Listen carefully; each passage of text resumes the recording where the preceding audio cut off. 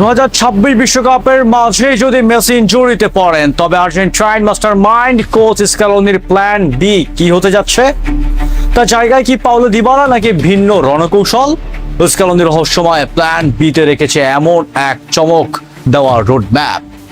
2026 বিশ্বকাপ আর্জেন্টিনার শিরোপা ধরে রাখার মিশন, কিন্তু ফুটবল রাজা লিও মেসি যদি মাঝ পথেই কোনো কঠিন পরীক্ষা লিখে রাখেন তো ভাবুন তো, একটি নকআউট ম্যাচের ঠিক আগে যদি লিওনেল মেসি ইনজুরিতে পড়েন তবে কি হবে?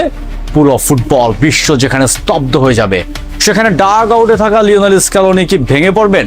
একদমই না, কারণ স্ক্যালোনি এমন একজন কোচ যিনি ভাগ্যের ওপর নয় বরং কৌশলের ওপর বিশ্বাস করেন।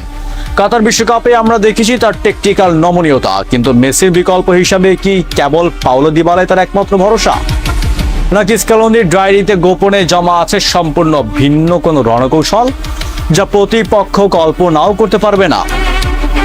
আজকে ভিডিওতে আমরা বিশ্লেষণ করব 2026 বিশ্বকাপে আর্জেন্টিনার সেই রহস্যময় প্ল্যান বি। ভিডিওটি শেষ পর্যন্ত দেখুন, কারণ শেষে থাকছে এক বিধ্বংসী ফর্মুলা।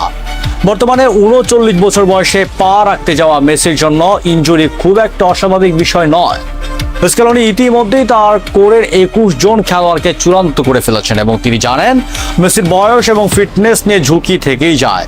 ফিফা র্যাঙ্কিং 1 নম্বর দল আর্জেন্টিনা বর্তমানে দাপটের সাথে বিশ্বকাপের প্রস্তুতি নিচ্ছে, কিন্তু স্ক্যালোনির বর্তমান চিন্তা ভাবনা কেবল মেসিকে ঘিরে নয় বরং মেসিকে ছাড়াও কিভাবে দল জেতা যায় সেই বুল প্রিন্ট তিনি তৈরি করে রেখেছেন। মেসি যদি ইনজুরিতে পড়েন তবে সাধারণ দর্শক এবং বিশ্লেষকদের চোখে প্রথম নামটাই হলো পাওলো দিবালা। দিবালাকে বলা হয় লা জোয়া বা রত্ন। তার খেলার ধরন এবং বা পায়ের জাদু মেসির সাথে অনেকটাই মিলে যায়, কিন্তু স্ক্যালোনির প্ল্যান বি তে দিবালা কি সরাসরি মেসির পজিশনেই খেলবেন? বর্তমান টেকটিক্স বলছে দিবালাকে স্ক্যালোনি একজন ফলস 9 বা ইনভার্টেড উইঙ্গার হিসাবে ব্যবহার করতে পারেন। তবে সমস্যা হলো দিবালা অনেক সময় ইনজুরিতে ভোগেন, তাই স্ক্যালোনি কেবল দিবালার উপর নির্ভর করে বসে নেই। তিনি এমন এক হাইব্রিড কৌশল তৈরি করেছেন যেখানে মেসি না থাকলেও দলের আক্রমণের ধার একটুও কমবে না। মেসি না থাকলে স্ক্যালোনির আসল মাস্টার প্ল্যান হলো তার ফুল ইট সিস্টেম। এক্ষেত্রে তিনি কোন একজনকে মেসির সরাসরি উত্তরসূরি না বানিয়ে পুরো দলের ফরমেশনটা বদলে দেবেন। 4x4x2 diamond. মেসি না থাকলে স্ক্যালোনির মাঠকে আরো শক্তিশালী করবেন। এখানে নিকো পাস বা এইচএফএরি প্লে মেকার হিসেবে কাজ করবেন। আক্রমণের নতুন ভার মেসির অনুপস্থিতি সব আলো কেড়ে নেবেন জুলিয়ান আলভারেজ এবং লাউতারো মার্টিনেজ। এই দুই স্ট্রাইকারকে একসাথে খেলিয়ে প্রতিপক্ষের ডিফেন্স লাইন তছনছ করার পরিকল্পনা স্ক্যালোনির ডায়েরিতে চূড়ান্ত করা আছে। নিকো পাস ও মাস্তানতুয়ানো, এই দুই তরুণ বিস্ময়কে স্ক্যালোনি তৈরি করেছেন মেসির মতো ক্রিয়েটিভিটি দেওয়ার জন্য। মেসি না থাকলে এরাই হতে পারেন স্ক্যালোনির তুরুপের তাস। স্ক্যালোনির প্ল্যান বি সফল হওয়ার কারণ হলো এর আনপ্রেডিক্টেবিলিটি। প্রতিপক্ষ যখন মেসিকে ছাড়াই আর্জেন্টিনাকে আটকাতে শিখবে, ঠিক তখনই তারা দেখবে আর্জেন্টিনার এক নতুন কৌশল 4x4x2 বা 3x4x3 রূপান্তর হয়ে গেছে।